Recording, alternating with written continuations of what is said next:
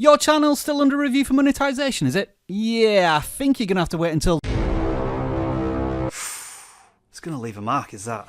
vidIQ. vidIQ. vidIQ.com. And it's not just the wait time that you've got to deal with, because YouTube has a new buzzword and it goes by the name of duplication. Hello vidIQers, my name is Rob and welcome to vidIQ, the YouTube tool and channel that aims to help you get more views in less time by educating you on your YouTube journey. Our Chrome extension, which is free to download, will help you research YouTube, analyze videos, audit your channel and take actionable steps. There is a link in the video description. Now the hot potato we've been juggling all year, as represented by these socks, is YouTube monetization. There's finally been another update. You're not going to like it, so let's take a look right now. This post, titled Recent YouTube Partner Program Reviews and Removals, including duplication, was posted a couple of weeks ago and was hidden away in the Google product forums. We'll return to this top section later. First, let's get to the important section about channels still under review. It states, we know many of you applying for YPP still see a channel under review in the Creator Studio. This means our review team has not come to a clear decision during the initial review, so we're putting extra effort and resources into reviewing your channel multiple times before making a final decision.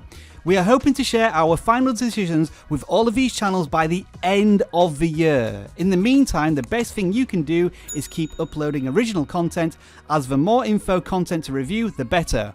All the best practices and policies shared above are relevant for you too. So, yet again, YouTube have set themselves a time frame, 2 months, to try and get all of those channels currently in review out of review by the end of the year. We're going to canvass your opinion on that particular question, but we think we already know what your answer is going to be. The problem is YouTube's track record on delivering on this particular promise hasn't been good. When YouTube introduced the new monetization requirements in February, which are of course 1,000 subscribers, 4,000 hours of watch time, and you met those requirements, one of 3 things would happen. You would get accepted into the program, rejected, or moved into review, because YouTube needed more information. The problem was many channels didn't get any decision as we moved into summer. I think at this point YouTube had realized how much of a backlog they created by these new requirements. So, by the end of June, if a channel had been waiting 30 days or more, they will be reviewed by the team. The problem was, a lot of those channels did get a decision, and that was to be put into review. And they've been there ever since. So we're not just talking about channels that have just entered the in review stage. These channels have been there for 6 months, maybe even an entire year. Now YouTube know that this is a hot potato. Well, actually this is just a pair of socks. But they do know that monetization is a huge issue for many channels and YouTube users. So they posted a video about this. Unfortunately for some video creators who are right in the middle of this in review process, this video may have done more harm than good. And do we have a rough ETA for how long that secondary review might take? We're hoping most of that will be done within the next couple of weeks, actually. But yeah, so we'll keep people updated and we'll communicate as much as we can. And I know some of you at this point are going, "Ooh, if there's one thing YouTube have failed on in this whole saga, it's communication." Because once you submit your channel for review, there is no one you can contact at YouTube about this. You wait, and you wait, and even when you do get a decision, it can be vague and downright unhelpful. Now, okay, an automated email such as this one that puts you in review, we can accept. But when the following email, which rejects a channel from the program, is also automated, this is where frustration can start to mount. At this stage, a video creator doesn't want to read general guidelines and policies. They want to know exactly what videos and what content is causing the concern for YouTube. In this case, the final call is always made by a human being. We use all kinds of systems, machine learning stuff, of course, to give those people information, to give them signals about what's going on with a given channel, but it's the person who makes the final call. And I think for most video creators, this is what it boils down to. If a human is going to review my channel and make the final decision, then I, as a video creator, deserve a human response.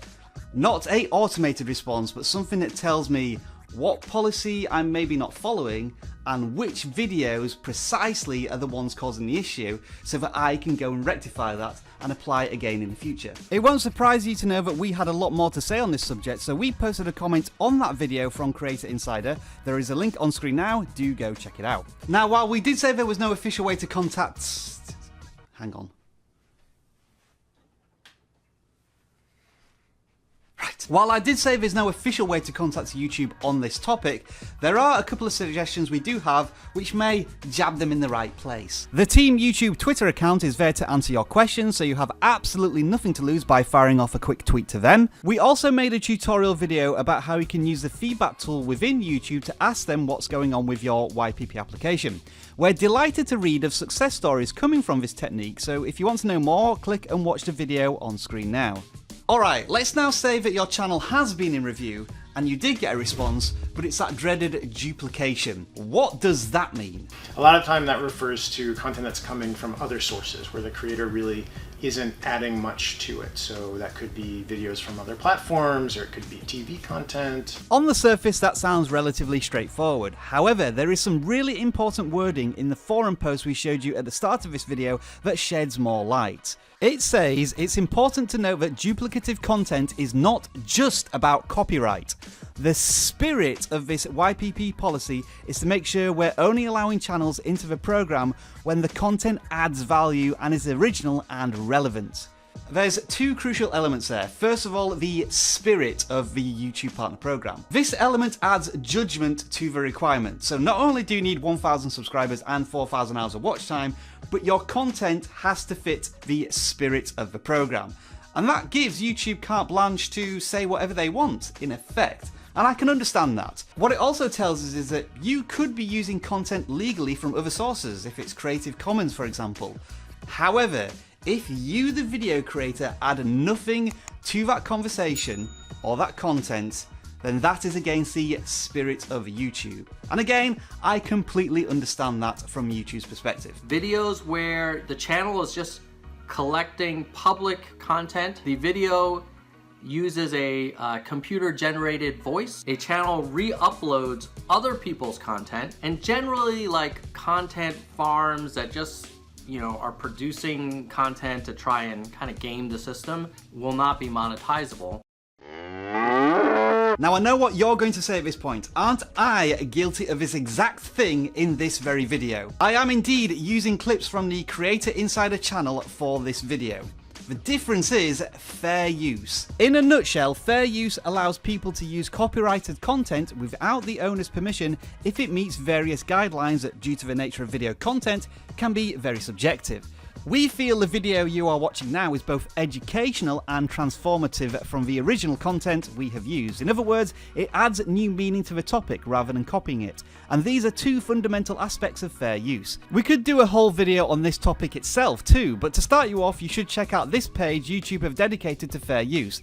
A link is in the video description. Now the lines are very blurred here. I'm probably going to spend about 10 hours making this video, but then I'll go into YouTube and find Fortnite montage channels which probably take half an hour to put all the content together and none of it says, and it's still monetized. And then you'll see other channels which are just putting on WWE content without making any changes, and they're somehow getting away with it. And then on the flip side, we have other channels being pulled up for duplication where their content is 100% original, and there seems no explanation for that. I think the only answer I can give to you is that if you're gaming a system and you know you're doing it, the more likelihood you're going to be caught out by YouTube and your channel won't get monetized. In summary then, you may have to wait until 2019 to get your channel monetized, and YouTube are being a lot more aggressive with duplicated content. We will of course continue to cover this hot topic on YouTube with our playlist right here, and I know you always have some awesome stories to share on this topic. We want to hear them. Let us know in the comments below.